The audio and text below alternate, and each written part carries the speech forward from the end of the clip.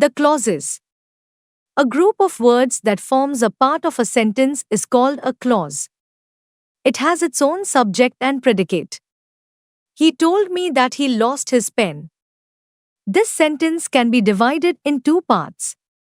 1. He told me. 2. That he lost his pen. Every part of the sentences has its subject and predicate.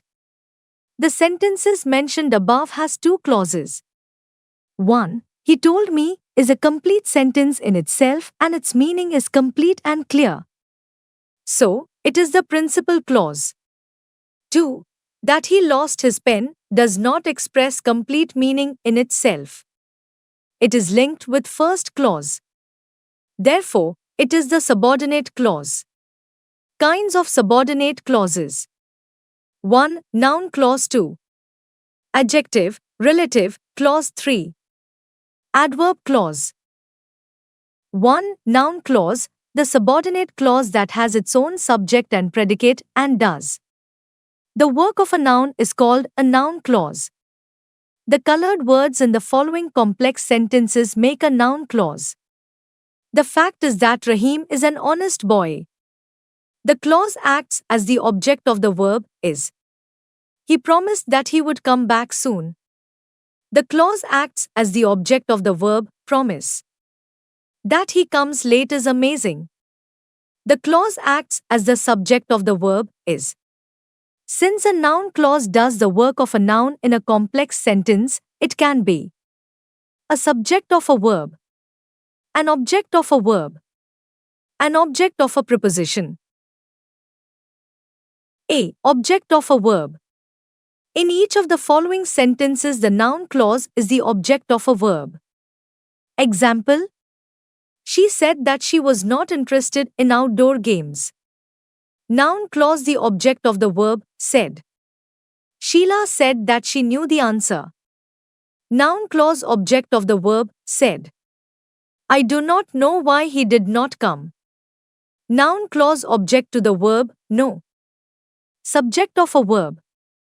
In each of the following sentences, the noun clause is the subject of a verb. Example: that our team will win the match is sure and certain. Noun clause subject of verb is. How he made such a big empire was a mystery. Noun clause subject of the verb was. Where he has settled is not known to anyone. Noun clause subject of the verb is. What you did is quite encouraging. Noun clause the subject of the verb is. Object to a preposition. Example: he thanked me for what I had done. Noun clause object of preposition, for. You should be ashamed of what you have said. Noun clause object of preposition, of. I can't depend on what you do. Noun clause object of preposition, on. D. A noun clause can also be introduced by if or whether. Example: he does not know if his friends are there. My mother is not sure whether to invite the guests for dinner. E. Object of a participle. Example: knowing that you were late, I went for a walk alone. Noun clause object to participle, knowing. He enjoys doing what he likes. Noun clause object of the participle, doing. Adjective, relative, clause. A clause that does the work of an adjective is called an adjective clause or relative clause. It modifies or qualifies the noun or noun phrase before it. So it answers the question, which person or which thing. He is a laborious boy. Adjective: he is a boy who is laborious. Adjective clause: this is a wonderful monument. Adjective wonderful describes monument. This is a wonderful monument that was built by Shah Jahan. Adjective clause describing the noun monument. Anshuka sings sweet songs. Adjective: Anshuka is a singer who sings sweet songs. Adjective clause that is describing the noun singer. This is the train which is the fastest. Adjective clause that is describing the noun, train. An adjective clause begins with which, what, who, whom or that, relative pronouns, or why, how, when or where, relative adverb. This clause is put just after the noun or pronoun which it qualifies, which refers to things and animals. That is used for things, animals, and for persons also. Whom is used for persons only. Example: we like students who keep themselves neat and clean.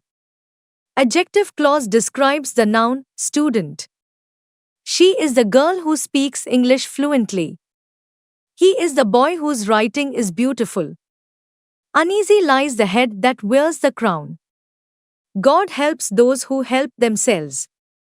The boy who is playing cricket is my friend. Adjective clause introduced by relative adverbs. Examples: I shall come to you when you call me. When adverb conjunction of time. It is a big question why he kept himself away from the meeting. Why adverb conjunction of reason. No one can play where he goes daily. Where adverb conjunction of place. Sometimes the relative pronoun or the relative adverb whom or what or that or which introducing an adjective clause is left out, omitted. Examples: the man whom you saw in the stadium is the captain of our team. The man you saw in the stadium is the captain of our team. Whom, omitted. The medicine that you wanted is not available at present. The medicine you wanted is not available. That is omitted. Sometimes the main clause is broken in two parts to bring the adjective clause just after the subject of the main clause. Those who die for a great cause never die. The school that I have been studying in is the best one in this city. The clouds that thunder seldom bring rain. Prashant, who is the head boy of our school, is liked by everyone. Adverb clause. An adverb clause is one which contains a subject and a predicate of its own, and does the work of an adverb. It tells us something more about the verb, the adjective, or any other adverb. Here are some examples that tell us about the adverb, and the second sentences tell us about. Adverb clause. The thieves ran away quickly. Adverb, quickly, tells about the verb ran away. The thieves ran away as soon as they saw the police.